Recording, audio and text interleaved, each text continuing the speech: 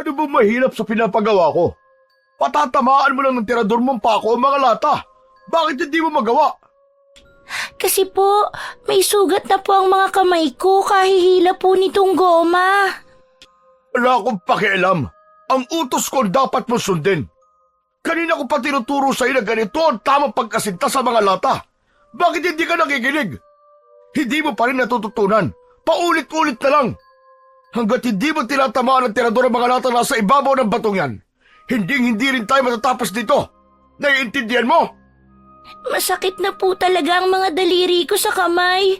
Hindi ko na po halos mahila ang goma. Ang gusto mo, palo?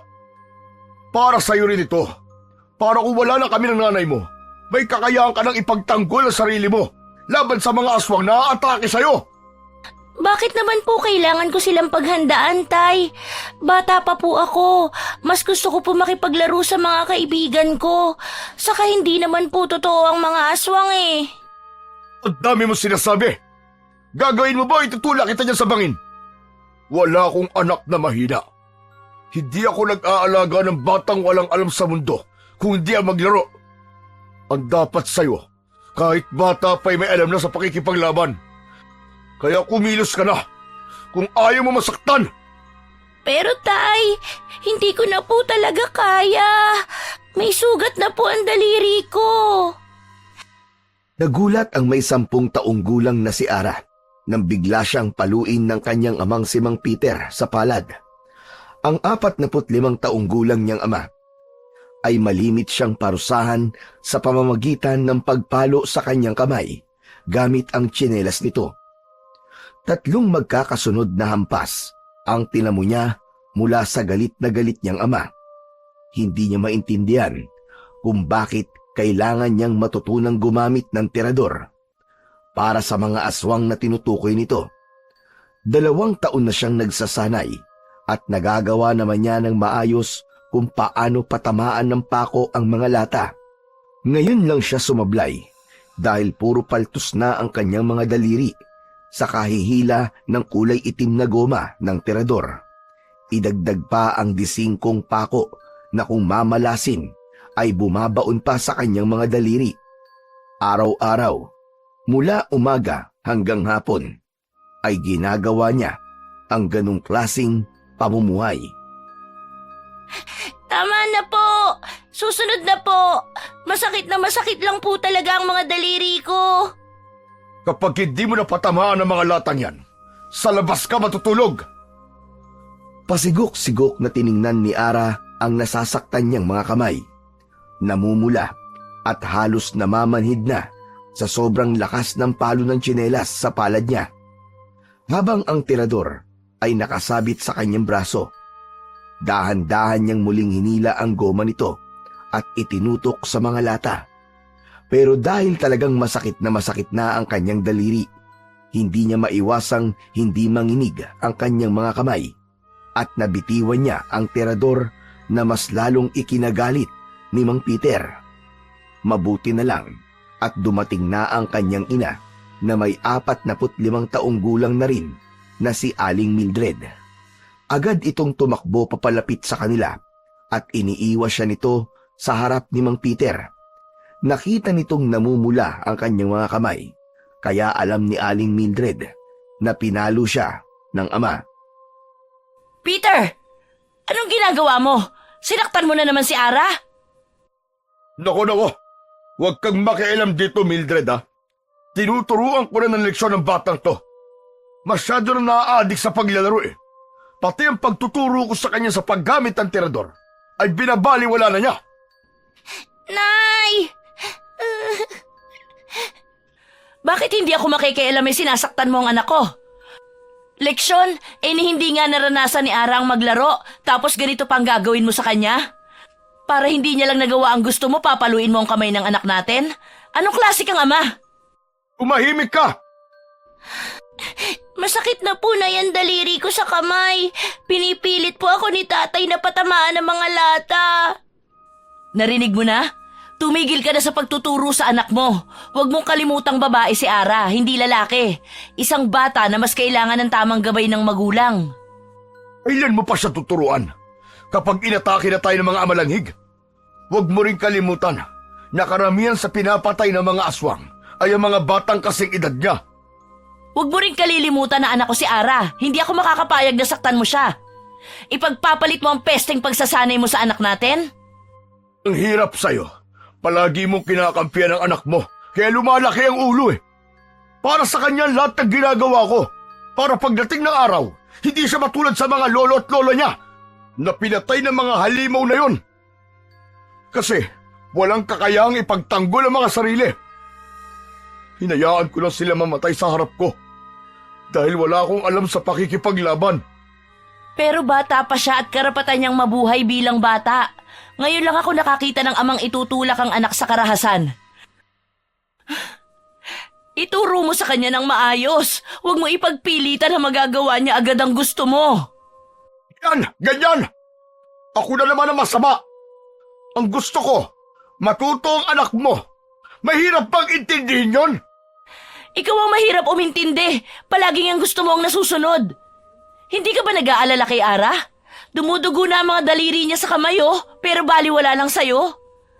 Ang hirap sa'yo, puro aswang ang lumalabas sa bibig mo. Huwag mo ipamulat sa anak natin na kailangan niyang maging manunugis ng mga aswang. Huwag mo ipasa sa kanya ang bagay na hindi mo nagawa dati. Kasi duwag ka! Nakakasakit ka na! Baka gusto mong tamaan! Sige, subukan mong ilapat ang nakataas mong palad sa pisngi ko at iiwan talaga kita. Isasama ko ang anak natin.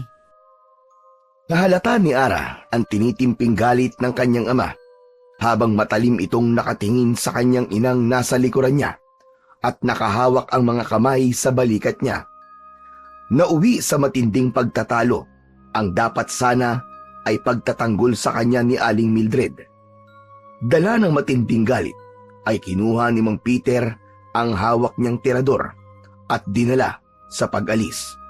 Ni hindi ito umimik nang tumalikod sa kanila. Saka lang siya humarap sa kanyang ina. Malungkot ang mga mata nito nang lumuhod ito sa harap niya at kinausap siya habang hinahaplos-haplos ang kanyang buhok. Ayos lang anak. Pasensya ka na kung nag-away kami ng tatay mo sa harap mo. Si tatay po, umalis siya. Bakit po ba kailangan kong matutong gumamit ng tirador? Palagi po kasi niya sinasabing para sa mga aswang na mananakit sa akin. Hindi ko po talaga maintindihan. Namatay kasi ang mga magulang niya sa harap niya, anak. Masakit yun. Lalo pa at wala man lang siyang nagawa para ipagtanggol ang kanyang mga magulang laban sa isang angka ng mga aswang. Kaya simula noon, naging matatakotin na siya. Palaging balisa at hanggang ikaw ay tinuruan na niya kung paanong lumaban. Pinag-aralan niyang mabuti ang tamang paggamit ng tirador. Ikaw na sana ang bahalang umintindi sa kanya, anak. Ganun po pala ang nangyari kay tatay. Kawawa naman po pala siya. Kaya ko naman pong patamaan ng mga lata kanina Nasugatan lang po talaga ang mga daliri ko. Kanina pa po kasi kaming umaga nag-iensayo. Kakausapin ko po si tatay para mawala po ang galit niya sa akin. Palipasin mo muna ang init ng ulo niya, ha? Tara na sa loob ng bahay para magamot ko ang mga sugat mo sa mga kamay.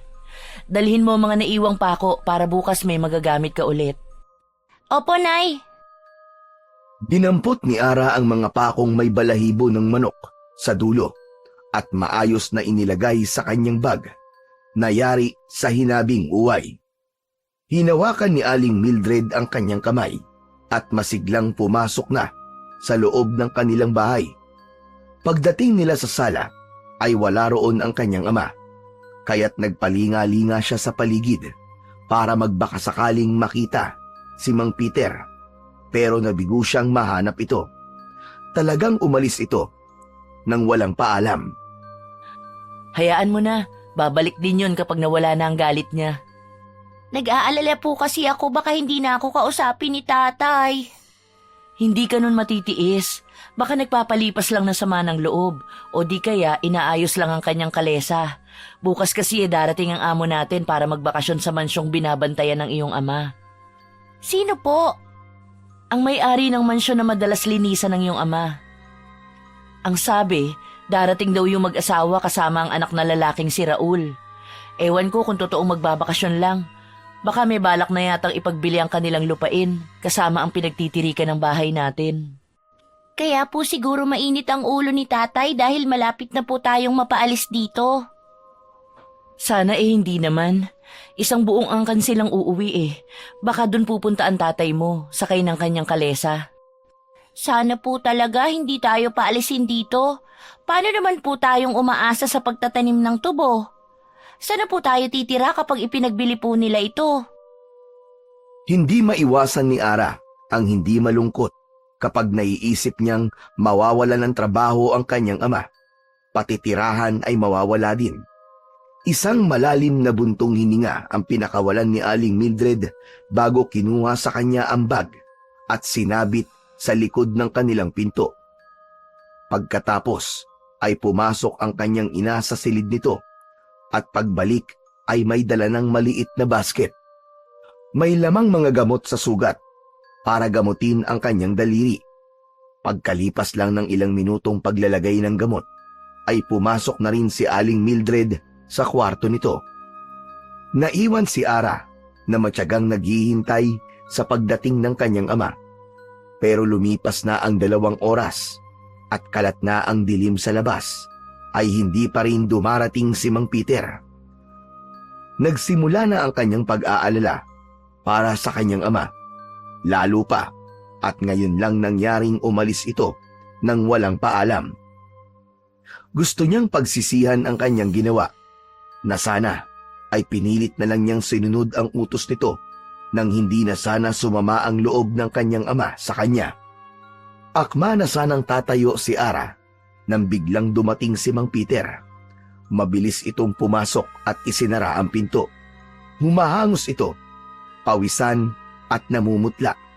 May mga sugat din ito sa katawan na lalong nagbigay ng takot kay Ara. Ara, tawagin mo ang nanay mo. Aalis tayo sa bahay na to, bilisan nyo! Opo! Nay! Nay, si tatay po nandito! Oh, bakit at nagsisisigaw ka, Ara? Saan ang mga bala ng tirador? Bilisan nyo! Kailangan natin makaalis dito! Bakit ba? Saka ko na ipapaliwanag!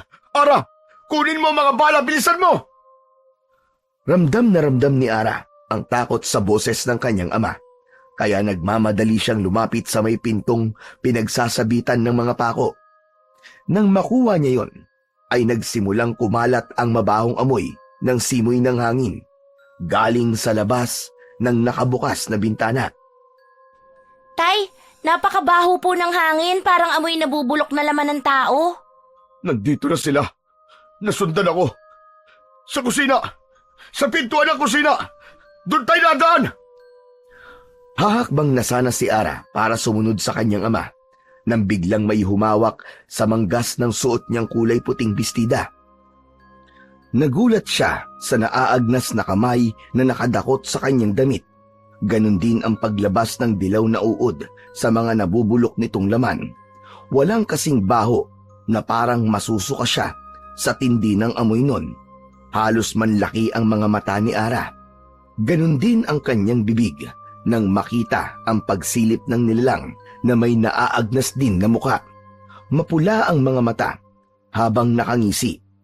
Lumilikha ng ugong na parang umaangil na galit na aso. Tay!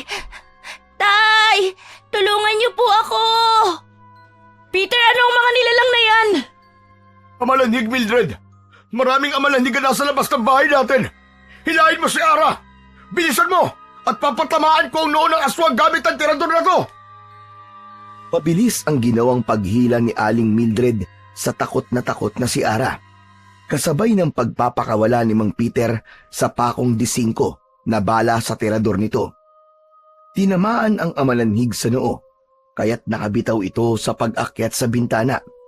Bumagsak ito sa lupa, pero pinalitan naman ng 2 aswang. Halos itulak sila ni Mang Peter papunta sa pintuan ng kusina para doon lumabas. Lalong binalot ng takot si Ara nang sa paglingon niya sa kanilang likuran. Sa sala ay tuluyan na ngang nakapasok ang maraming amalanhig na puno ng aswang ang buo nilang tahanan. Lahat ay nilalabasan ng mga uod sa katawan at nahuhulog sa kanilang sahig na gawa sa tabla. Napapasigaw siyang napakapit sa braso ni Aling Mildred habang lumalabas sila sa pintuan ng kusina. Diyos ko, Peter! Masyado nang madilim. Saka umuulan. Hindi natin makikita ang daan. Ibang paraan. Kailangan na natin makaalis dito. Hindi ko alam kung saan nanggagaling ang mga malanig na yan. Nagulat na lang ako nang bigla nilang hinarangan ang kalesa ko. Naron, doon ko ipinarada ang kalesa. Bilisan nyo, sumakay na tayo! Mabilis na sumampa ang mag-anak sa kalesa habang si Mang Peter ay sa unahan para patakbuhin ng kabayo. Hinila nito ang tali at sa paglingon nila sa likuran ay nakalabas na ang mga amalanhig sa kubo nila. Mga nag-aagawan pa sa paglapit sa kanila. Tay, nariyan na po sila! Kumapit kayo! Tumakbo ang kabayo bago pa sila maabutan ng mga amalanhig. Lahat sila ay mabibilis ang tibok ng puso. Halos mabingi sila sa ingay ng hangin na humahampas sa kanilang mga tenga sa mabilis na pagpapatakbo ng kalesa.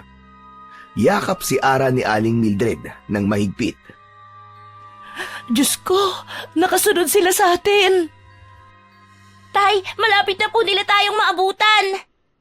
O anak, dahil sa lubak-lubak na daan ng kalsada, kaya mabagal ang takbo natin. Nagulat si Ara nang biglang tumagilid ang kanilang sinasakyang kalesa at hindi makaalis ang kabayo na panay lang ang angat sa unahang paa nito. Nakasabit ang gulong sa malaking sanga. Natatarantang ibinaba si Ara ni Mang Peter at panay ang lingon sa papalapit na mga aswang. Wala nang ibang paraan. Tumakbo na tayo. Kailangan na nating iwan ang kalesa. Bilisan nyo! Kapag naabutan nila tayo, papatayin tayo ng mga halimaw na yan! Kahit madilim ang paligid, ay sinuong ng mag-anak ang daan papunta sa kagubatan. Mas madali silang makakapagtago roon at makakahanap ng mga taong tutulong sa kanila. Nauna nilang nadaanan ang malawak na pataniman ng tubo ng kanyang ama. Panay ang lingon ni Mang Peter sa kanilang hulihan dahil sa paggalaw ng mga puno ng tubo. Habang humihiwa naman ang mga dahon sa braso ni Ara, ang kanya namang ina na humihingal sa pagtakbo ay mahigpit ang hawak sa kanyang kamay. Sa gubat! Doon tayo magtatago! Mabuti na lang at kabisado natin ang daan. Masyado sila marami at konti lang ang bala ng tirador ko. Nay, masakit na po ang paa ko. Tiisin mo muna, anak. Sumampa ka kaya sa likod ko. Bilisan mo! Mabilis na sumampa sa likod si Ara kay Aling Mildred at ipinagpatuloy ang kanilang pagtakbo habang pare-parehong humihingal dala ng matinding pagod. Ang kanya namang ama ay panay ang pagpapakawala ng pako sa ere papunta sa mga amalanhig na patuloy na humahabol sa kanila. Parang hindi napapagod na hindi tumitigil ang mga ito sa pagtakbo hanggang naabutan si Mang Peter ng nakangising aswang. Tinalunan ng amalanhig ang tiyan ng kanyang ama at natuluan ng malapot na laway sa mukha nito. Ganon din ang pagbagsak ng mga dilaw na uod sa katawan ng kanyang ama. Malakas na napasigaw si Ara dahil sa pag-aalala kay Mang Peter. Tumakbo na kayo! Iligtas niyo na ang buhay niyo! Nay, si tatay po nahuli ng mga aswang. Diyos ko, bumaba ka anak sa likod ko. Tulungan mo muna ang iyong ama. Mabilis na bumitaw si Ara sa pagkakayakap sa leeg ng kanyang ina para sana tulungan ang kanyang ama. Pero kitang-kita niya kung paanong hinila ng mga halimaw ang paa ni Mang Peter at dinala sa madilim na bahagi ng tubuhan. Tay! Nanay, si tatay po kinuha nila. Diyos ko, ang asawa ko! Tay! Anak, tumakbo na tayo sa gubat. Nandiyan na sila. Paano po si tatay? Makakaligtas ang iyong ama. Alam ko makakagawa siya ng paraan. Bilis anak, papalapit na sila sa kinaroroonan natin. Hindi pansin ni Ara kung gaano kasakit ang mga sugat niya sa katawan nang makitang mas marami ang humahabol na amalanig sa kanila. Hawak ang kamay niya ni Aling Mildred ay mabilis silang tumakbo sa kagubatan para magtago. Ilang minuto pa ang lumipas lakad at takbo para lang makalayo sa mga humahabol sa kanila. Pagdating nila sa tapat ng malaking puno, ay nagpahinga muna sila. Wala na rin ang mga amalanig na nakasunod sa kanila. Anak! Tumakbo ka na! Hahanapin ko ang iyong ama! Sige na, pabayaan mo na ako! Hindi ko na kayang tumakbo pa ng malayo! Iligtas mo na ang iyong sarili! Kailangan kong balikan si Peter! Maghanap ka ng pwede mong pagtaguan! Paano po kayo, Nay? Madilim po sa gubat, natatakot po ako. Huwag nang matigas ang ulo mo! Mas mahirap kapag nahuli tayo ng mga aswang na yun! Sige na at pipigilan ko sila. Hahanapin din kita basta magtago ka. Aalamin ko lang kung anong nangyari sa ama mo. Bakit po nila tayo hinahabol, Nay? Si tatay, nasa na kaya siya? Paano po ako, Nay? Nakikiusap po ako, huwag niyo akong iiwan. Saka ko na lamang ipaliliwanag sa'yo kapag nagkita na ulit tayo. Nasa panganib ang tatay mo. Ingatan mo ang sarili mo, anak. Mahal na mahal kita. Sikapin mong mabuhay, anak, para tulungan ang iyong ama sa pagpatay sa mga amalanhig.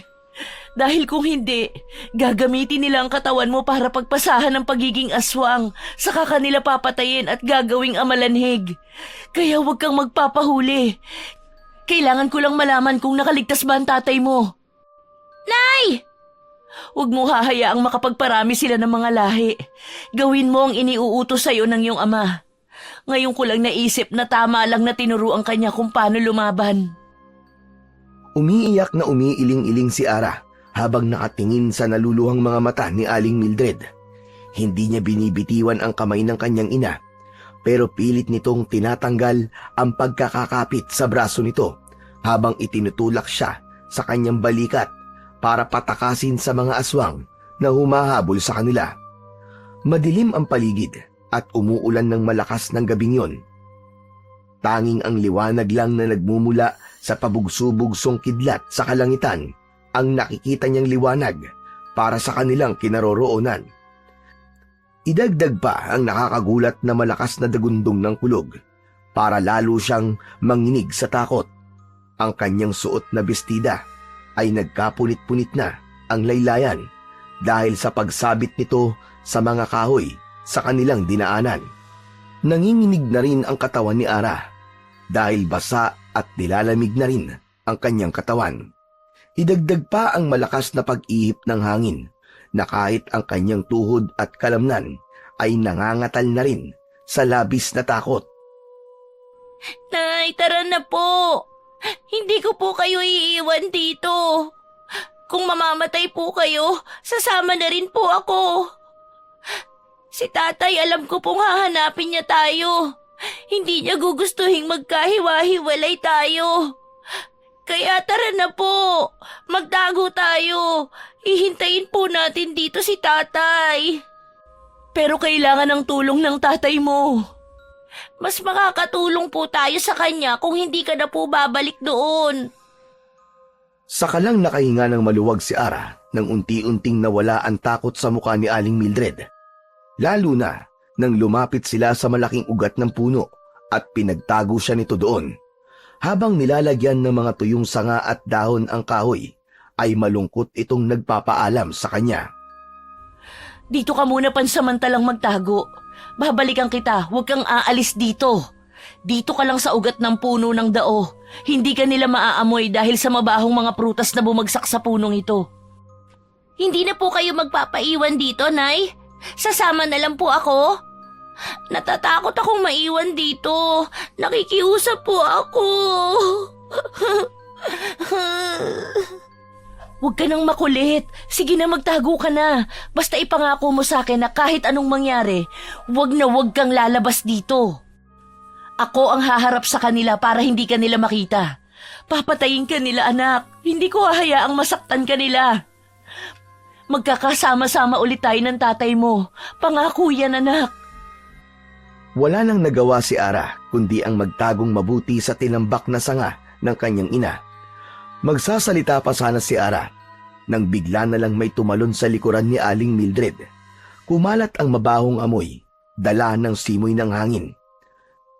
Hinarap ng kanyang ina ang nakatayong nilalang na may naaagnas na muka.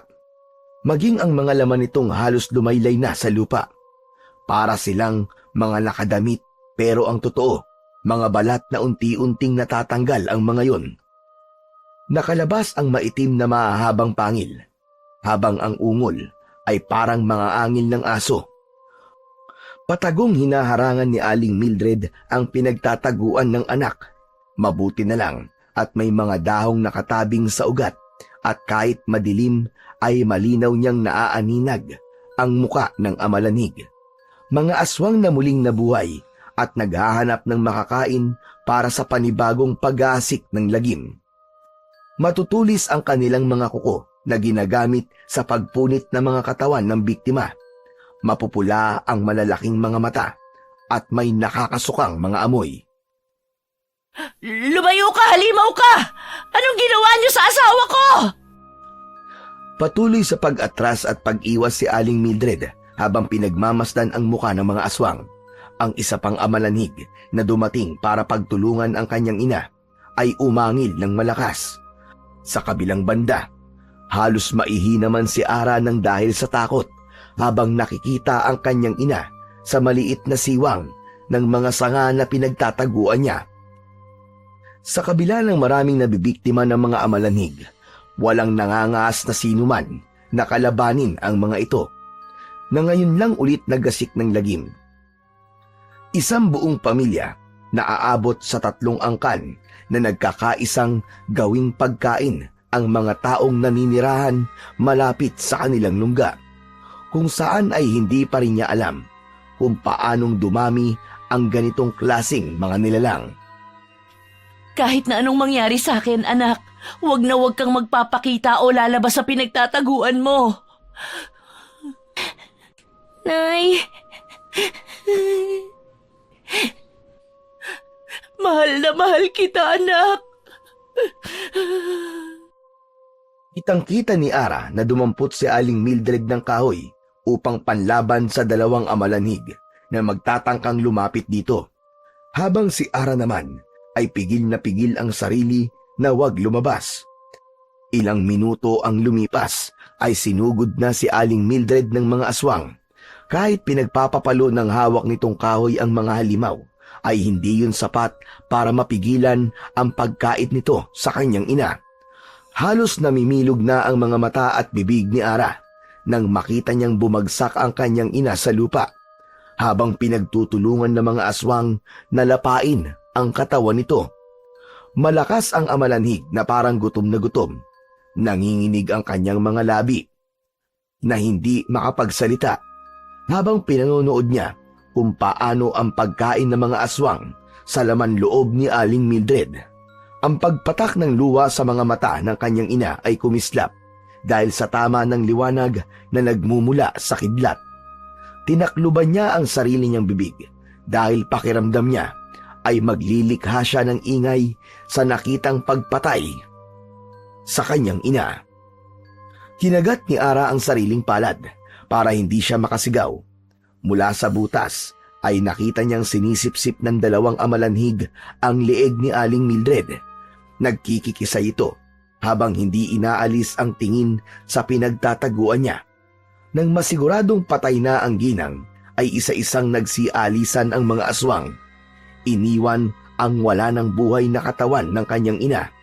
Saka siya lumabas sa kanyang pinagtataguan habang nanginginig ang kanyang tuhod papalapit sa duguang si Aling Mildred.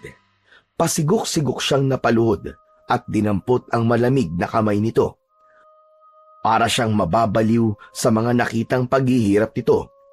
Saka siya napahugulgol ng iyak na ang boses ay pigil sa paglakas, sa takot na baka marinig siya ng mga aswang at balikan siya. Nay, paano na po ako? Ngayong patay na kayo, huwag niyo po akong iwan. Gumising kayo, Nay. Nangako po kayo sa akin na aalagaan at sasamahan niyo kung hanapin si Tatay. Nay! Pinagmasdan ni Ara ang muka ng kanyang ina. Sa tulong ng magkakasunod na pagguhit ng kidlat, nakita niyang dilat ang mga mata nito. Masuyo niya yung ipinikit at bumakas sa muka ang matinding galit. Saktong pagdating naman ng papalapit na yabag ng paa mula sa kanyang likuran. 2 kamay ang nagtulak sa kanya, kaya't tumihaya si Ara sa lupa. Nakaluhod na binitiwan ni Mang Peter ang hawak nitong tirador sa lupa at binuhat ang katawan ni Aling Mildred. Mildred, asawa ko! Bakit? Patawarin mo ko. Hindi kita nailigtas. Mildred! Tay, gusto ni nanay balikan kayo, pero... Pero ano? Pinabayaan mo siya? Inutil ka! Wala kang kwentang anak! Tay! Kasalanan mo to. Dahil sarili mo lang ang iniisip mo. Kung natuto ko lang na mas maaga sa paghawak ng tirador, na pagtanggol mo sana ang iyong ina. Wala kang silbi! Inutil ka! Inutil! Bawat salita, maging ang tunog ng pag-iyak ni Mang Peter ay parang kutsilyong sumusugat sa puso ni Ara. Tama ang kanyang ama. Siya ang dapat nasisihin sa pagkamatay ng kanyang ina. Walang masabi si Ara dahil totoong nagkamali siya. Tama lang, nasisihin siya ng kanyang ama. Totoo po. Ako nga dapat ang sisihin.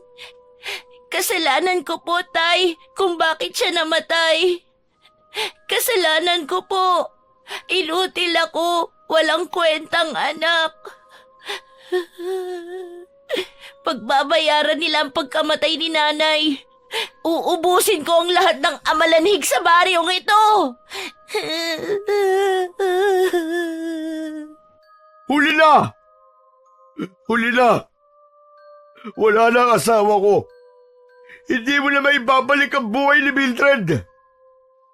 Hinawakan ni Ara ang kamay ng kanyang ina bago muling niyakap ng mahigpit ang nakahigang si Aling Mildred.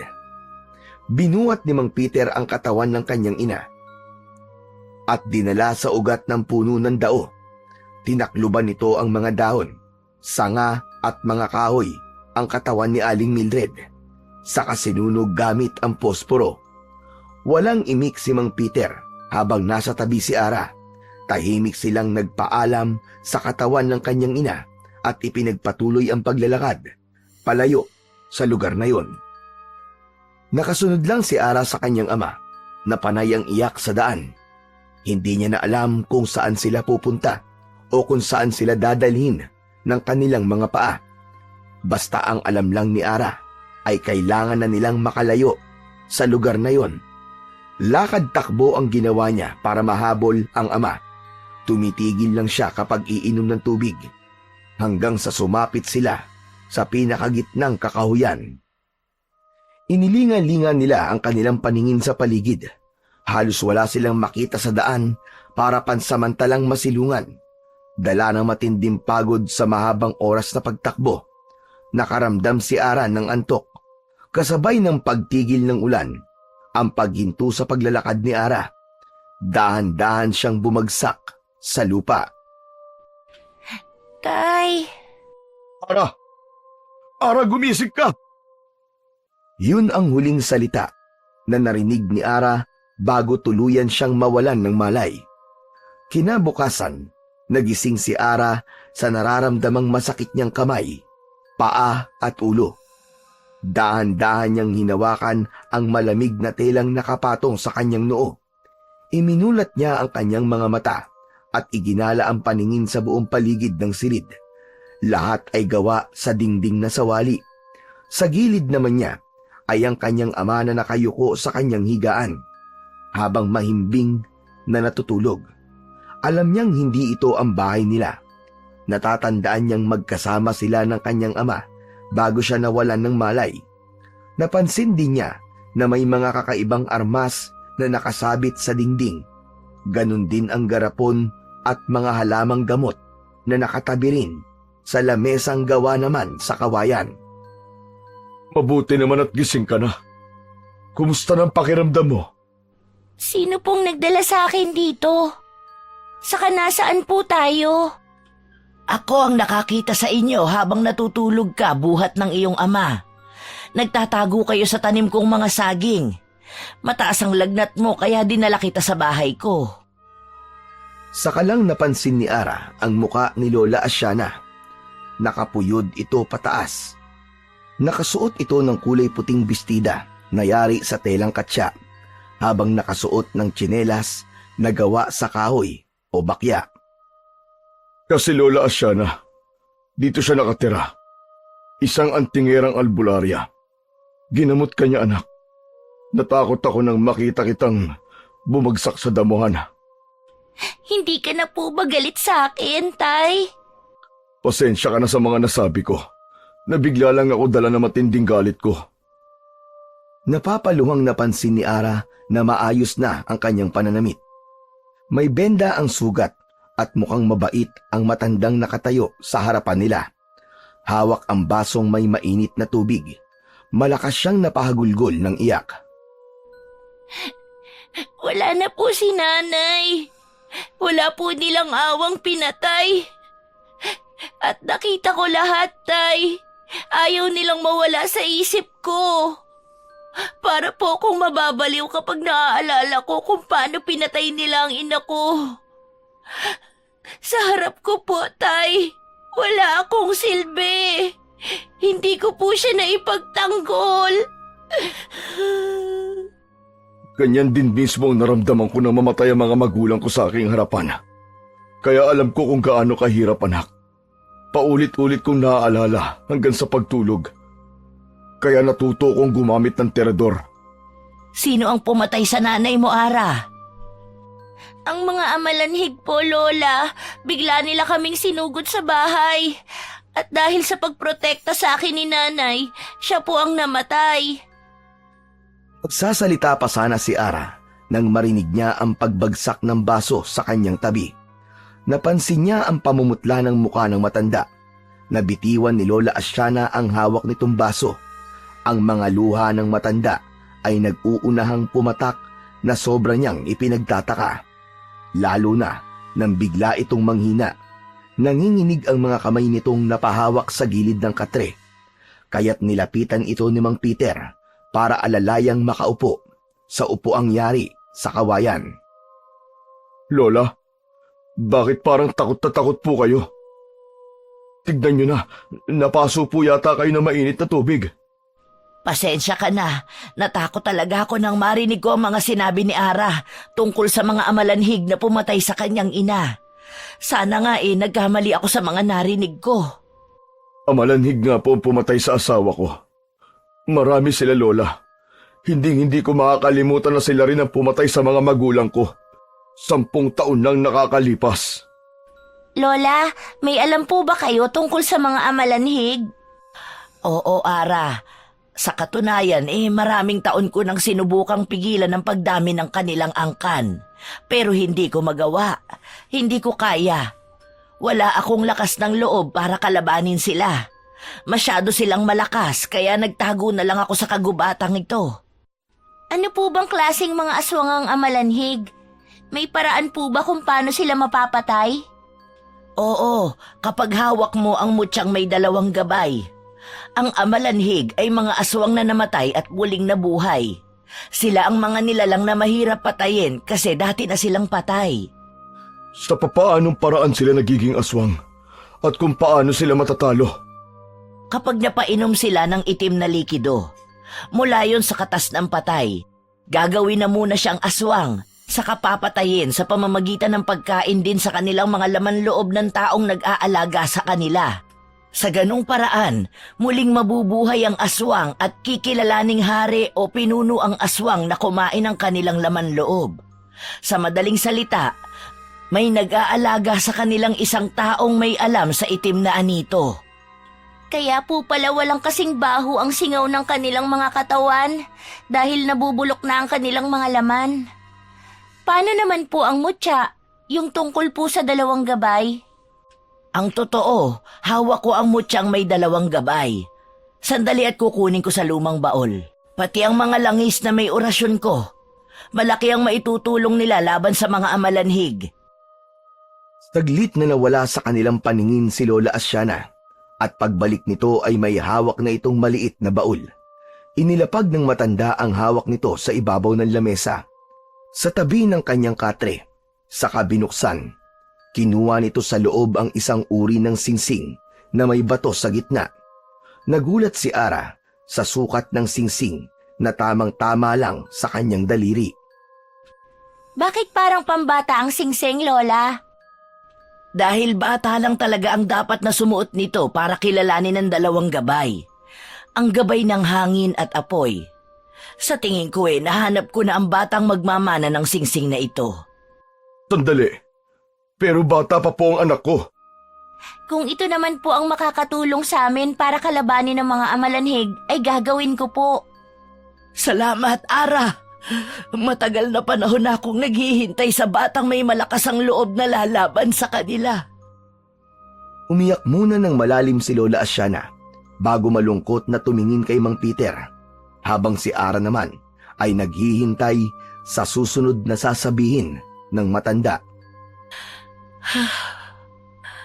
Ang mga anak ko ay pinatay ng mga aswang na yun, pati ang aking asawa. Unang kita ko pa lang sa batang ito, alam kong karapat-dapat siya sa mutya. Ano po ang nangyari sa pamilya niyo, Lola? Kasalanan ko ang lahat, Ara. Itama mo ang pagkakamaling nagawa ko. Yan lang ang magagawa kong tulong para sa inyo. Ang ipagkaloob sa iyo ang mutya. Ang marinig ni Ara ang sinabi ni Lola Asyana ay biglang tumulo ang kanyang luha sa kanyang mga mata. Dahil sa wakas ay mabibigyan niya na ng hustisya ang pagkamatay ng kanyang ina. Dala ng matinding emosyong nararamdaman niya, napasigaw siya ng malakas. Isang mahalagang tao sa buhay ko ang pinatay ng mga amalanhig na yun. Kaya sa pamamagitan ng mutsyang ito, Lola, gagawin ko po ang lahat para mapigilan sila.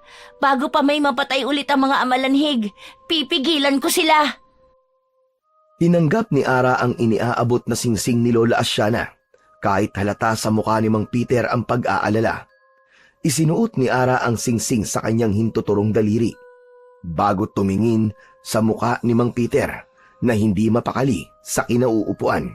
Maya-maya pa ay muling nagsalita si Lola Asyana habang iniaabot nito sa kanyang ama ang langis at itak na malapad ang dulo. Para saan po ito, Lola? Ang langis na ito ang gagamitin ninyong pangpatak sa inyong mga armas. Nakita kong may mga disingkong pako sa loob ng bag mong yari sa uway. Bala yun ng tirador, hindi ba? Samahan mo si Ara sa pakikipaglaban. Hindi niya kakayaning mag-isa. Sa iyo ang aking kampilan. Lagyan mo ng langis ang talim. Kaya pala, nang mahuli ako ng mga amalanhig at nakita nilang tumatakas si Ara, hindi nila ako pinatay. Madali ko sila natalo dahil sa anak ko sila nakatingin. Kaya nga mas dapat ninyong ingatan ang mutya dahil nasa panganib si Ara. Pagkatapos ko malaman na bumalik na ang mga amalanhig, may dahilan na ako para singilin sila sa pagkamatay ng aking mga magulang. Kailangan ng matinding paghahanda at pagbubuhay sa bisa ng mutya. Bago kayo sumabak sa laban, mahalagang matutunan ninyo kung paano talunin ang mga amalanhig. Kaya ko po ba silang labanan, Lola? Marunong na po akong gumamit ng armas ko. Matagal na po kaming nagsasanay ni tatay. Kaya masasabi ko pong handa na po ako. Pero kung mas kailangan pa pong madagdagan ng kakayahan ko, nakahanda po ako, lalo na sa orasyon. Tayong dalawa anak ang haharap sa mga aswang na yun. Bibigyan natin ng hustisya ang pagkamatay ng iyong ina at ng aking mga magulang. Tandaan ninyong hindi madaling matalo ang mga amalanhig. Madalas may makikita kayong tao na hindi ninyo magagawang saktan. Susubukin kayo ng katatagan ninyo sa kung paano nyo sila haharapin. Mabilis lang silang makapagparami, lalo pa kung ang kanilang mga biktima ay hindi nasunog ang mga katawan.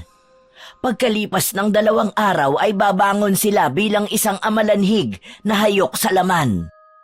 Kahit hindi sila mga aswang na nabubuhay pa, Kapag nakainom sila ng likido, magiging halimaw sila o kahit mahahawa sa kagat nila. Paano po nangyari yun? Malakas makapanghawa ang malalapot nilang laway. Hindi sila agad na magiging aswang habang kinakain sila. Kailangan muna nilang mamatay bago muling mabuhay bilang amalanhig. Hindi ka nila makikilala tulad ng nangyari sa mga anak ko. Isa sa mga amalanhig ang anak at asawa ko. Kaya hindi ko sila magawang kalabanin para patayin. Awa ang naramdaman ni Ara habang pinagmamasdan niya ang matandang nakayuko. Si Mang Peter naman ay malungkot na hinawakan ang talim ng itak at nag-aalalang napasulyap sa suot na singsing ni Ara na may 2 gabay. Babanggit ka lang, Ara, ng mahalagang orasyon para palabasin ang mga gabay. Wag na wag kayong papatalo sa makikita nyo kung ayaw nyong pati kayo ay matulad sa kanila. Sambitin mo ng malakas ang orasyong debeno 3 beses kapag nasa harap kayo ng mga aswang. Lalabas ang 2 gabay para tulungan ka at ikaw lang ang may kakayahang makakita sa kanila. Matagal bago hindi nakapagsalita si Ara habang nakatingin sa suot niyang singsing. Napatingin sa kanya ang matanda. Niyakap siya nito ng mahigpit. Hindi niya alam kung paano siyang magsisimula, pero naramdaman niya ang pagsisisi sa yakap nito. Napakasaya ko. Pwede na akong mawala sa mundo para makapagpahinga. Lola, huwag po kayong sumuko. Habang nabubuhay po tayo, may pag-asa. Tuluyan na ngang napaiyak si Ara sa bisig ni Lola Asiana, hanggang pati si Mang Peter ay lumapit na rin sa kanila at nagkayakapan ang 3 ng mahigpit. Ilang araw ang lumipas ay nagsimula na sina Ara at Mang Peter sa pagsasanay gamit ang kanilang mga armas. Ang tirador kay Ara na mas humusay sa pag-asinta sa mga lata na ginagamit nitong target. Ang kampila naman na dating sandata ng matanda ang napunta kay Mang Peter. Gulat na gulat ang lalaki nang makita ang husay ni Ara sa paggamit ng tirador. Hindi nito akalain na magagawa niyang patamaan ang lahat ng lata kahit inihahagis pa ito sa ere. Nakita ni Ara ang masayang mukha ng kanyang ama habang pinanonood siya nito. Isang gabi ay nagpaalam na si Ara at Mang Peter kay Lola Asiana para simulan na ang paghahanap sa mga amalanhig. Mag-iingat kayo sa pupuntahan ninyo. Alam mo na rin, Ara, ang mga gabay na taglay ng iyong mutya. Kung kinakailangang itago mo ang iyong singsing, gawin mo para walang makakakita nito. Tandaan ninyong ang mga amalanhig ay inuutusan ng taong may kakayahan sa itim na kapangyarihan. Mag-iingat din po kayo, Lola. Babalik po kami ni Ara ng buhay. Gagawin namin ang lahat para magtagumpay sa laban na ito. Aalis na po kami. Ikaw na ang bahala, Peter, kay Ara. Kailangan niya pa rin ng tamang gabay na galing sa ama. Umaasa akong wawakasan na ninyo ang paghahasik ng lagim ng mga aswang. Nang makapagpaalam sa matanda, ay nagsimula na ang 2 sa paglalakad. Inayos ni Ara ang sakbit na bag, habang ang tirador ay nakasabit sa kanyang leeg. Ganon din ang kanyang suot na singsing na binalutan niya ng tela sa kanyang daliri. Ang suot naman niyang bestida na gawa sa katsa, itinali niya sa kanyang bewang. Tinahi pa yun ni Lola Asiana para sa kanya. Habang naglalakad sa makipot na daan, papunta sa kagubatan, ay umusal ng orasyon si Ara at lumabas ang bolang apoy na nagbibigay liwanag sa kanilang dinaraanan. Kaya lang ang liwanag na yon ay siya lang ang nakakakita. Ganon din ang hangin na parang bumubulong sa kanya na may panganib sa unahan ng daang tinatahak nila. Bakit, Ara? Tay, ang mga gabay po ng mutya, nagbigay babala po sa akin. Sa unahan ng daan na ito ay may mga aswang na amalanhig. Magandang pagkakataon to na makaharap natin kagad ang mga halimaw na yon. Masusubukan natin ang bisa ng mga sandata at mutya. Pero ang sabi po ni Lola, sa gabi lang ang epekto ng aking gabay, kaya mag-iingat pa rin tayo, Tay. Bigla po akong kinabahan. Paano kung mapahamak tayo? Sa una lang yan, anak. Isipin mo na lang na sila ang pumatay sa iyong ina. Manalig ka lang na nasa panig tayo ng kabutihan at hindi nila tayo masasaktan. Magagaan ang kanilang mga hakbang na nagpalipat-lipat sa malalaking puno na madadaanan nila habang sinisikap nilang makalapit sa lugar na itinuturo ng apoy kay Ara. Pagdating nila sa nag-iisang kubo na nakatayo sa gitna ng gubat, napansin nila ang mga aswang na abala sa pagkain ng mga hayop. Mula sa kanilang kinaroroonan, naririnig nila ang iyak ng isang tao. Nagmamakaawang wag itong papatayin, pero bingi at manhid ang mga aswang. Ang alam lang nito ay kumain. Nagtago sila sa makapal na damuhan na paharap sa kubo na sinalakay ng mga amalanig. Ibinaba ni Ara ang kanyang bag sa lupa at dumakot ng maraming pako. Saka nilagyan niya ng bala ang kanyang tirador. Hinila niya ang goma at akma na sanang papatamaan ang nakatayong amalanig. Ngunit bigla siyang pinigilan ng kanyang ama. Huwag muna, Ara. Huwag muna. Marami silang magkakasama. Delikado. Baka maraming sibilyan na madamay. Tay, nakalimutan niyo po bang wala na sa tamang pag-iisip ang mga amalanhig? Saka marami na po silang napatay at ang nag-iisang lalaking yon ang huli. Papatayin na nila ang mga tao kahit magmakaawa pa sila dahil wala na silang pakiramdam. Magsasalita pa sana si Ara pero nagulat siya nang makita ang dalawang amalanig na walang awang kinakain ang mga laman loob ng unang mga napatay na biktima. Habang ang isang buhay ay nakaluhod at pinanunood ang ginagawa sa pamilya nito. Dinig na dinig ni Ara ang sigaw ng lalaking nakaluhod. Bigla na lang pinagtulungang sakmalin ng mga aswang ang leeg nito. Mabilis na inubos ang lamang loob ng biktima. Hindi na nagdalawang isip pa si Ara. Pinuntirya niya ang mga amalanig at tinamaan ito sa tiyan. Nagulat ang iba pang mga kasama nito kaya't napatingin sa gawin nila. Ang mga kasamahan nito ay naunang tumakbo papalapit sa kanilang kinaroroonan. 2 beses pa siyang nagpakawala ng pako sa ere. Tumama yon sa noo ng aswang na umunang sumugod sa kanila. Bumagsak sa lupa ang mga aswang habang nagkikikisay. Mula sa kanyang kinaroroonan, kitang-kita ni Ara ang pagtapat ng bolang apoy sa tapat ng nakahigang mga amalanig. Para itong unti-unting sinusunog na mas lalong nagwala dahil sa nararamdamang matinding sakit.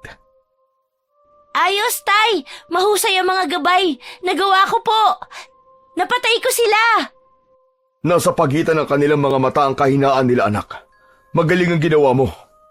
Hindi ko pa po alam kung ano po ang kakayahan ng isang gabay hangin. Tay, nandyan na sila. Marami ang mga bagong dating na aswang. Lagot na po. Nakita nila ang ginawa ko. Matapang na hinarap ni Mang Peter ang mga papalapit na 3 amalanig at gulat na gulat din ito sa bisa ng hawak nitong kampilan. Hindi pa nasiyahan si Mang Peter sa pagpapatumba sa mga aswang.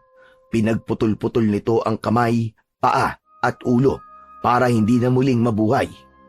Pero dahil sa langis na ipinahid nito sa tilim bago sila umalis, matagumpay na natalo nila ang mga aswang. Pero biglang may mga sumulpot na mga amalanig na nanggaling sa kabilang daan at mabilis na tumakbo sa kanilang kinaroroonan. Sinadya nilang magpahabol papunta sa gitnang kagubatan, saka huminto sa pagtakbo at humarap sa mga kalaban. Matapang nilang hinintay ang pagdating ng mga aswang. Nang makaharap nila ito, ay nakita ni Ara ang matapang na anyo ng mga amalanig. Tumutulo ang mga kulay itim at malapot na laway. Napakabaho ng kanilang paligid, kaya alam nilang napapalibutan na sila ng mga amalanig. Mapupula ang mga mata na maririnig ang malalakas na pag-angin ng mga yon. Iwinasiwas ni Mang Peter ang itak sa ere, habang si Ara naman ay nagpakawala ng pako at pinatamaan ang mga malalapit sa kanila. Muli siyang nagbala ng pako sa kanyang tirador at inasinta ang mga aswang. Kanya-kanya ang bagsak sa lupa habang nagkikisay. Saktong napadaan ang isang matangkad na lalaki sa mga amalanig at hinawakan ito ng mga aswang. Ulong! Tulungan niyo ako! Raul, Tay, kilala niyo sila? tulungan natin siya. Amo ko siya, bilisan mo! Ara, patamaan mo ang aswang sa noo! Nilapitan nila ang kinaroroonan ng lalaki habang nakikipagpambuno ito sa mga amalanig. Inatake ni Ara at Mang Peter ang mga aswang gamit ang pako at kampilan. At direkta nila yung isinasaksak sa mga noo ng kalaban na nakayuko habang pilit na kinakagat si Raul. Naging maagap ang kanilang pagkilos sa tulong ng gabay na apoy ni Ara. Natumba ang mga amalanhig sa lupa habang nagkikikisay. Malakas na hinila ni Ara ang goma ng kanyang tirador para asintahin ang mga aswang na kumakaripas ng takbo. Pinatamaan ni Ara ang likod ng tumatakbong aswang. Kitang-kita niya kung paanong bumagsak ang amalanhig sa lupa. Nilapitan ni Mang Peter ang mga yon at tinaga isa-isa ang mga leeg ng natumbang aswang para alisin ang mga ulo nito. Kuya, sa likod mo marami pang mga nakaabang na mga aswang! Ara, alalayan mo tumayo si Raul. Ilayo mo muna siya dito. Susunod ako. Patatamaan ko lamang sila ng tirador mo. Pahiram ako. Hindi kita iiwan dito, Tay. Ayoko na pong magkahiwalay tayo. Tara na po, pabayaan na muna natin sila. Sa bahay ko, doon tayo magtatago. Salamat sa mga tulong niyo, kuya. Pumunta ako sa bahay niyo pero wala kayo eh. Kaya nagbabaka sakali akong dito kayo matatagpuan sa gubat. Salamat talaga. Nailigtas niyo ako. Pinatay ng mga amalanhig ang asawa ko. Mabuti na lang pala't dito kami dumaan. Tara na, ihahatid ka muna namin sa mansyon niyo. Nasugatan ka ba? Ayos lang ako. Konting galos lang to. Paano yan? May mga nakatakas na aswang dahil sa akin. May araw din po sila. Tara na. Salamat talaga sa inyong dalawa. Habang naglalakad sila, ay napansin kagad ni Ara ang papalapit na nag-iisang amalanig na natira sa mga tumakas. Sumugod ito sa kanila at pilit nitong hinahablot si Raul. Halos magwala sa matinding pandidiri ang lalaki nang makitang maraming dumikit na dilaw na uod sa damit nito. Lalo na nang tagain ni Mang Peter ang kamay ng aswang at natansikan ito ng maitim na likido sa muka. Tanggalin niyo, Peter! Tanggalin niyo kay Peter! Ang daming uod! Halos magtatatalon ang lalaki sa pagtanggal ng mga buhay na uod sa damit nito. Pinipispisan naman ni Mang Peter ang mga nakadikit kay Raul. Hindi alam ni Ara kung matatawa siya sa reaksyon ng muka ni Raul o kung maiinis dahil sa kaartehan nito. Bago umalis ay nilapitan muna ni Ara ang nakahigang amalanig at pinagmasdan ang mga mata nito bago umusal ng orasyon. Debeno! Debeno! Debeno! Ako ang tatapos sa kanya para sa pagkamatay ng iyong ina. Pinagtulungan nilang patayin ang umaangil na amalanig, pero si Raul, para itong nakakita ng mabangis na hayop at tatakbo na sana papalayo. Pero naunahan ito ng tingin ni Ara, kaya napalunok na lamang ito ng laway at pinanood silang dalawa mag-ama kung paano nilang pinagpira-piraso ang katawan ng aswang. Kaya naman sinamantala ni Ara ang pagkakataon. Mabilis siyang lumapit kay Raul at dinampot ang tirador na nasa tabi nito at paluhod na pinuntirya ang ulo ng amalanig. Ipinakita niya kung paano siya pumatay ng aswang sa harap ni Raul. Habang nagkikikisay na nakatirik ang mga mata ng aswang, bumula rin ng malapot na kulay itim na likido ang bibig nito at nanatiling kulay pula ang mga mata hanggang sa mamatay. Yan lang palang katapat mong halimaw ka! Kuya Raul, kung hindi ka po lalaban, mamamatay ka sa mga aswang na yan, kaya huwag ka na pong matakot! Ayos ka lang ba, Raul? Oo, kuya. Hindi ko akalaing mahusay pala ang anak mo sa pakikipaglaban. Kung kumilos siya, para siyang matanda, mabilis at malakas. Sanay na sanay din sa paggamit ng tirador. Oo, sinanay ko siya sa loob ng 2 taon. Nakapatay na rin ako ng 2 amalanig. Tinakot mo ako kanina. Akala ko nasugatan ka na. Tay, saan na po tayo pupunta? Sa bahay ko. Kahit papano, Ligtas kayo ron. Hinahanap talaga namin ang mga amalanig. Pagkatapos ka namin mayatid, ay aalis na rin kami. Salamat, Kuya Peter. Lalo na sa'yo, Ara. Tangulang ang isinagot ni Ara sa sinabi ni Raul na nauna nang maglakad papunta sa mansyon. Habang nasa daan ay lumapit si Mang Peter kay Ara at pabulong na nakipag-usap. Anak, tama kayang sumama tayo kay Raul. Iba kasi ang pakiramdam ko sa kanya. Nang marinig niya ang orasyon, parang natakot siya eh. Matatakotin lang po talaga, Tay. Ang ipinagtataka ko naman po ay ang mga amalanhig. Parang natatakot sila sa akin. O baka nakikita rin ng mga amalanig ang dalawang gabay ng mutya. Kaya halos tumakbo sila na mabilis para lumayo sa atin.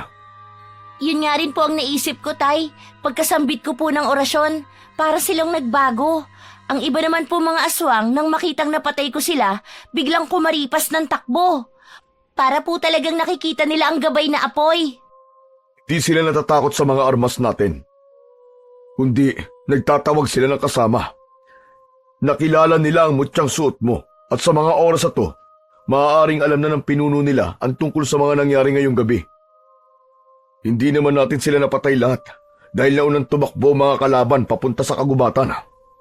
Kung ganun po, kailangan na po nating umalis dito. Bilisan nyo! Iniwan ko kasi ang mga magulang ko sa mansyon. Doon ko po nakitang tumakbo mga malanig. Saan na tayo tinuturo ng gabay mo, anak? Hindi ko lang maiwasan ang hindi mag-alala. Dahil pagsapit ng umaga, ay wala ng bisa ang mutyang yan. Kailangan nating matulungan si Raul. Sa daan pong nilalakaran natin, Tay. Tama po si Kuya Raul. Sa mansyon po nila pumunta ang ibang mga amalanhig. Tara na, sundan natin ang gabay ng iyong mutya. Kuya, bilisan nyo! Nag-aalala na ako kina mama at papa! Malalaki ang mga hakbang ng paa ni na Ara, Mang Peter at Raul. Papunta sa dulo ng daan.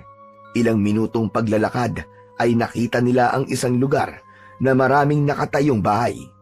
Sa gitna ay may malaking mansyon ng amo ng kanyang ama.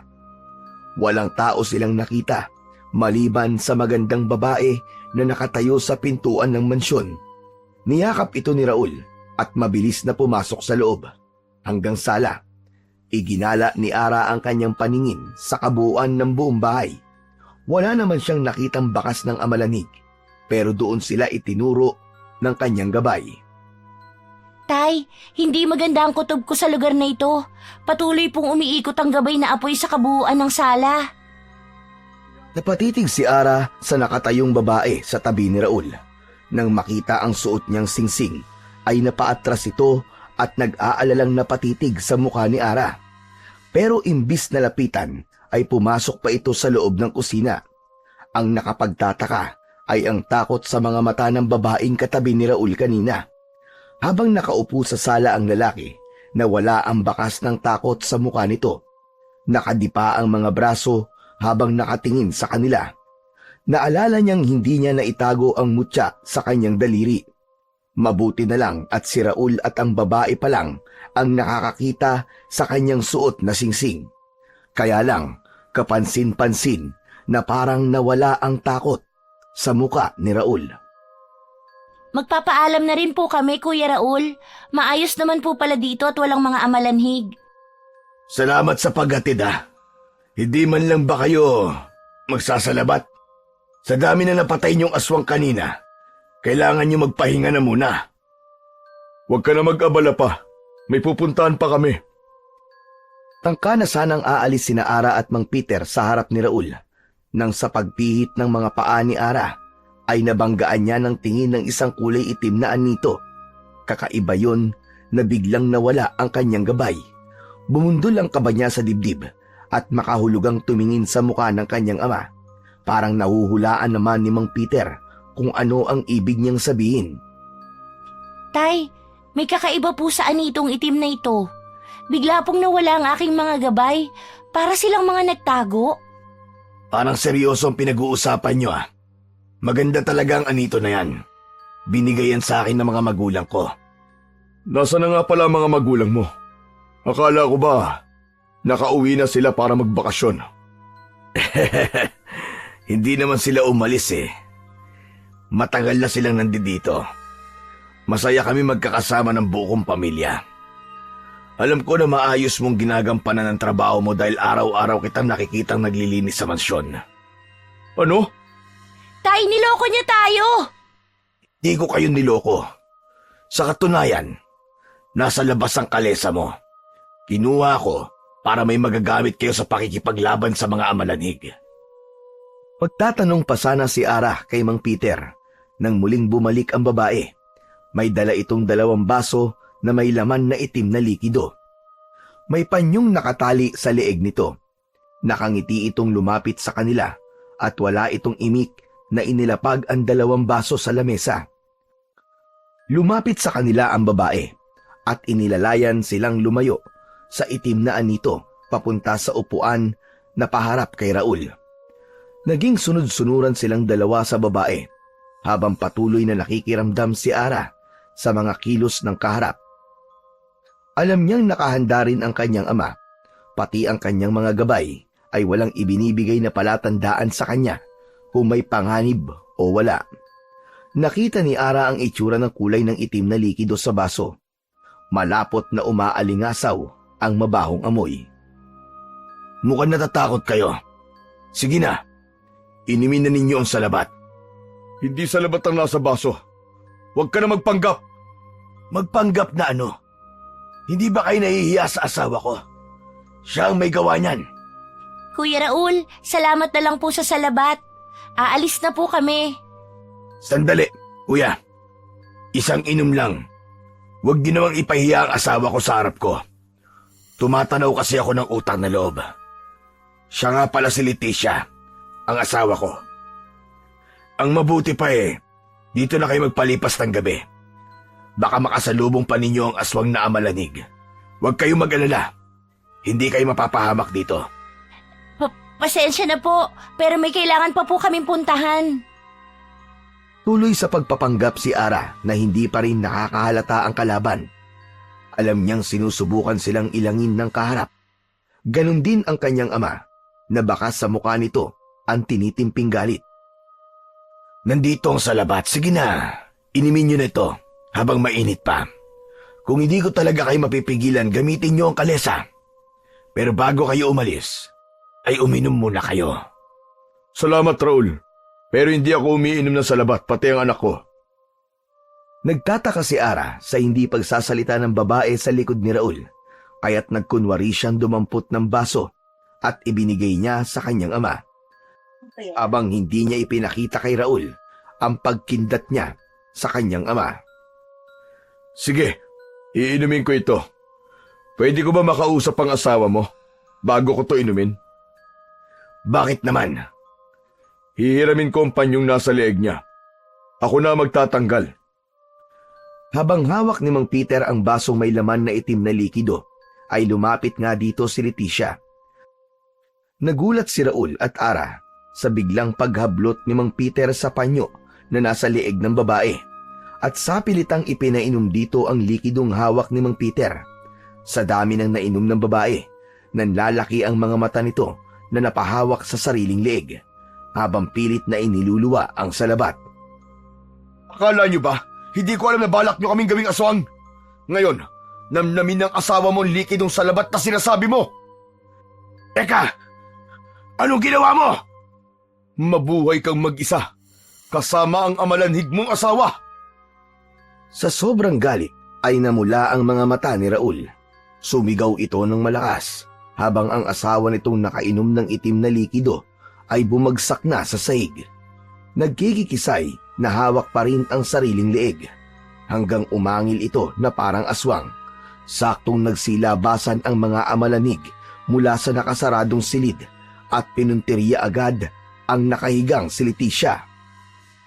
Lasapin mo ang sakit habang pinapanood ang mahal mo na kinakain ng mga amalanhig sa harap mo. Hindi! Huwag ang asawa ko!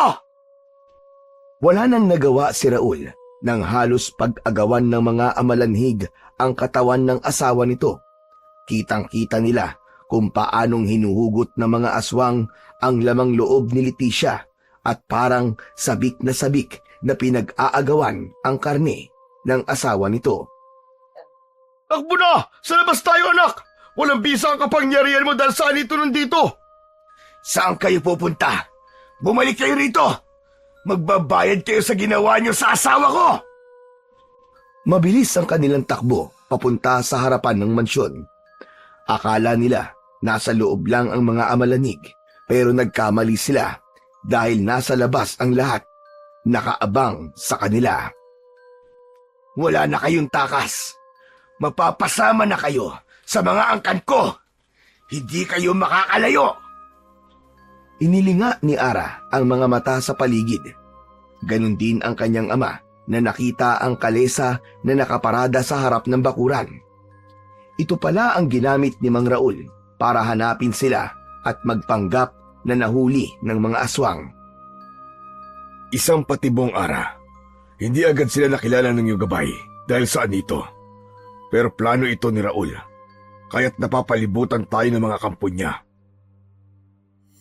Tay, para pong nawala ang mga gabay ng mutya. Hindi sila nawala. Pinigilan lang sila ng itim na kapangyarihan ng anito. Bago namatay ang mga magulang ko, nabanggit nila na mapapatay lang ang pinuno ng mga amalanig kapag nakakuha tayo ng mga uod mula sa katawan nito at dudurugin sa ulo ng itim na anito. Mararamdaman din ng pinuno ang sakit, pero kailangan pa rin natin ng tulong ng mutya. Akma na sanang susugod ang mga amalanig nang sinubukan ni Ara na usalin ang orasyon. Debeno! Debeno! Debeno! Humangin ng malakas, halos tangayin ng hangin ang mga aswang at napipigilan ang pagsugod ng mga amalanig papalapit sa kanila. Isang di pa lang ang layo sa kanila nang isa-isa nang napaluhod habang tinatakluban ang kanilang mga tenga. Para silang nabibingi at tumitirik ang mga mata sa sobrang sakit. Ara! Napalabas mo ang gabay ng hangin! Nabibingi sila sa ingay ng ihip nito! Tay, gawin na po natin. Ubusin na natin ang mga amalanhig. Habang isa-isang tinataga ni Mang Peter ang mga nakaluhod na amalanig, ay sinasabayan naman ni Ara ng pagtira ng tirador sa iba pang mga nakatayo. Bumagsak ang mga aswang sa lupa habang nagkikikisay. Sakto rin ang muling paglitaw ng bolang apoy na tumatapat sa mga nakahigang amalanig. Kusang umuusok ang mga katawan nito dahil sa init, pero sa ikalawang pagkakataon, nakaharap si Mang Peter sa dalawang amalanig at hindi nito magawang maitaga ang hawak na itak. Tumulo ang luha nito habang nakatingin sa dalawang aswang na hindi nakakagalaw habang nakataklob ang naaagnas na kamay sa tenga. Tay, bakit po? Ang mga magulang ko, ang lolo at lola mo, ginawa silang mga amalanig. Hayop ka, Raul! Pagbabayaran mo, ginawa mo sa mga magulang ko! Tay, hindi na po sila tao. Mga aswang na sila na dapat na nating patahimikin. Unahin ko ang lalaking yun! Dala ng matinding galit ay iniwan si Ara ni Mang Peter at tumakbo ito papunta sa loob ng mansyon. Sinugod nito si Mang Raul na tuwang-tuwa sa nakitang paghihirap ng kalooban ni Mang Peter. Binalingan ni Ara ang nakatayong amalanig. Kumuha siya ng uod sa katawan nito bago ipinikit ang mga matang inatake niya ng pako ang mga pagitan ng mga mata ng matanda. Patawarin niyo ako, Lola at Lolo. Panahon na po para magpahinga kayo. Paalam po. Tig-isang saksak sa noo at bumagsak ang dalawa sa lupa habang nagkikikisay. Bumubula ang mga bibig na muling lumitaw ang bolang apoy at tumapat sa dalawa. Habang unti-unti itong hindi gumagalaw, pinagmasdan ni Ara ang dilaw na uod sa palad niya. Saka nagmamadaling sumunod sa kanyang ama sa loob ng mansyon. Nadatnan niyang naglalaban si Mang Peter at Mang Raul, habang si Ara naman ay dumiretso sa tapat ng anito. Inilapag niya ang mga uod sa ulo nito, saka dinurog yun gamit ang hawakan ng kanyang tirador, saka umusal ng orasyon. Hindi maaari! Umalis ka sa harapan ng anito ko! Aray! Tama na! Tama na! Kasabay ng paglitaw ng dalawang gabay sa loob ng mansyon, Humangin ng malakas at tangka na sanang papatayin ni Mang Peter si Mang Raul nang dumating si Lola Asiana. Ara! Lola, anong ginagawa niyo rito? Tutulungan ko kayong talunin ng pinuno ng mga amalanhig. Naniniwala kayo sa matandang yan? Sa kanya nagsimula ang lahat. Pero hindi ako kasing sama mo. Binuhay mo ang mga anak ko at asawa, maging ang mga magulang mo. Pero ginawa mo naman silang mga halimaw. Tama na! Tumigil ka na! Lola, kasalanan niyo to. Ipinamana niyo sa kanila ang pagiging aswang para ano? Para mabuhay ako na mag-isa. Baka nakakalimutan yung nasa lungga kita. Lahat ng mga nakikita niyo nasa paligid niyo ay pamilya ko. Bago pa man tumama ang gabay ng mutya sa katawan ko, mapapatay na rin kayo ng alagad ko. Tumayo kayo, Mama, Papa! Patayin niyo ang matandang ito! Tama na!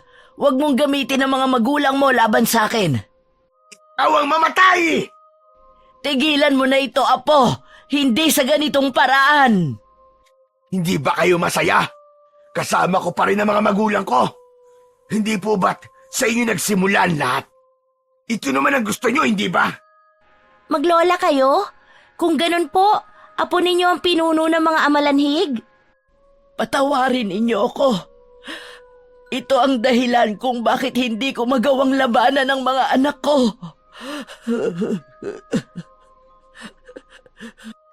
Inihanda ni Ara ang terador at itinutok niya kay Raul.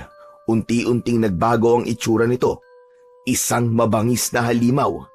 Kasabay ng mga pagsugod ng mga amalanig mula sa mga bumukas na pinto ng bawat silid. Umalingasaw ang mabahong amoy ng mga halimaw.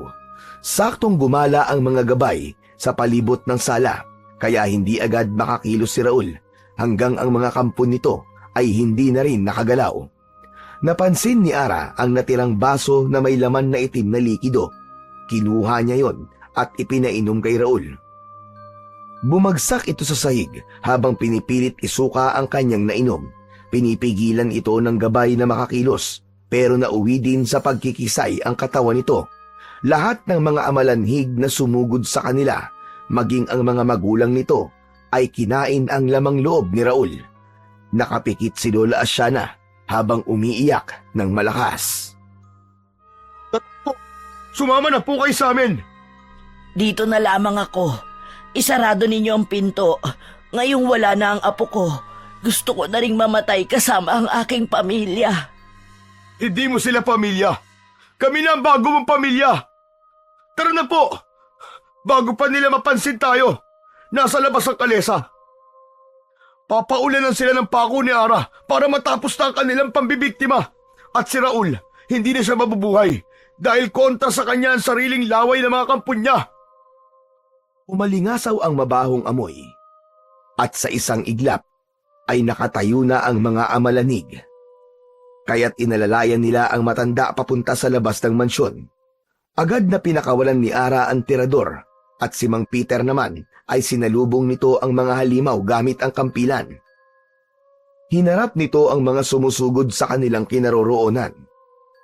Sa pagkawala sa ere ng mga pako ni Ara, sinalubong ito ng pagtalon ng mga aswang na alagad ni Raul. Kaya nagawa nilang makatakbo bago sila maabutan ng mga aswang. Pero nadapa si Ara at nabitiwan niya ang tirador. Sakto rin ang pagdagan sa kanya ng mga amalanig sa katawan niya. Mabilis na umusal ng isang dasal si Ara. Tebeno! Tebeno! Tebeno! Lumiwanag ang singsing na tanging si Ara lang ang nakakakita. Nasilaw ang mga aswang at napataklob ng mga mata. Ganon din ang pagkabingi sa malakas na hangin na tumatama sa tenga nila. Mabilis na tumayo si Ara at inasinta isa-isa ang mga ulo ng mga amalanig. Ganon din ang kanyang ama na patuloy sa pagtaga sa mga aswang. Isa-isang bumubulagta sa lupa ang mga kalaban at nagkikikisay na nakatirik ang mga mata.